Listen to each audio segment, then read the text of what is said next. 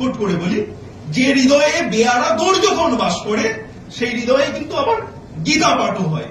তাই ছিচকানুনের মতো না কেঁদে একের পর এক প্রচেষ্টা অন্বেষা করে চলেছে, একের পর এক পরীক্ষা নিরীক্ষা করে চলেছে, নানা ধরনের প্রকল্প নিয়ে এসছে এবং আরো অনেক প্রকল্প আমরা নিয়ে আসছি। এর মধ্যে আপনারা জানেন যে সারা বছরের যে বইগুলো, সেই বইগুলোর প্রচার পাবলিসিটি তুলনামূলকভাবে একটু বেশি হয় এবং আমাদের পেজে দেখবেন যে সারা বছরের প্রকল্পের যে বইগুলো, সেই লেখকেরা নানাবিধ প্রশ্ন এবং উত্তর দিয়ে চলছে ভিডিওর মাধ্যমে। এইভাবে শুনতে শুনতে দেখতে দেখতেই একটা হুজুগ তৈরি হয়, সেই হুজুগ আমরা তৈরি করবই। আসলে আমাদের হৃদয় অনেকটাই সেই পিতামহ ভীষ্মের মতো। আমরা কৌরবেও আছি, পাণ্ডবেও আছি, ধর্মেও আছি, জিরাপেও আছি।